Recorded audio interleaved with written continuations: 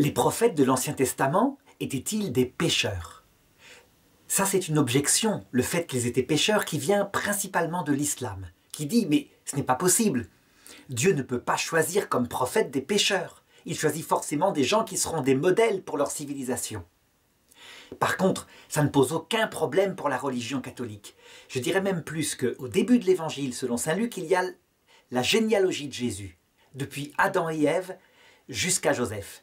Et tous ces hommes, puisque ce sont principalement des hommes qui sont cités, sans exception, y compris Joseph, sont des pécheurs.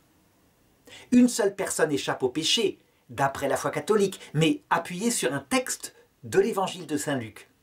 C'est la mère de Jésus, Marie, pleine de grâce, que l'Église, au XIXe siècle, a reconnue dogmatiquement, alors que ce n'est pas marqué textuellement dans l'Écriture, ce qui montre bien, encore une fois, que l'Église catholique n'est pas une religion du livre seul, mais du livre, de la tradition, confirmée par le magistère, c'est-à-dire par les papes et les conciles. Eh bien, Marie est immaculée dans sa conception, ça veut dire qu'elle a été conçue avec la même grâce qu'Ève et qu'elle y a été fidèle à la différence d'Ève.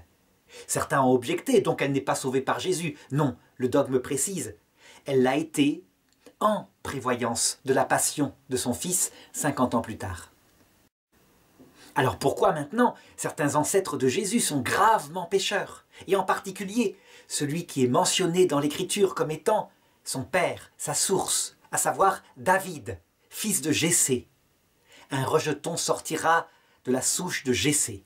David est un grand pécheur. Il a fait un des péchés qui a donné la vie à un fils ancêtre de Jésus, à savoir Salomon. Un jour, alors qu'il était sur sa terrasse, il a vu une femme magnifique qui prenait son bain, croyant être seule sur une autre terrasse. Il l'a convoitée. Elle s'appelait Bethsabée. Il a couché avec elle. Comment pouvait-elle résister au roi? Et son mari, qui était un soldat loyal de son armée au combat, eh bien il l'a fait venir en espérant qu'il coucherait avec sa femme et que les choses passeraient ni vu ni connu. Mais cet homme loyal avait promis à ses hommes « Je ne toucherai pas à une femme tant que vous serez au combat ». Alors, David remit à cet homme, Uri le Hittite, une lettre pour le général. Et dans la lettre était marqué « Cet homme porteur de la lettre, mets-le au cœur des combats afin qu'il soit tué », ce qui arriva.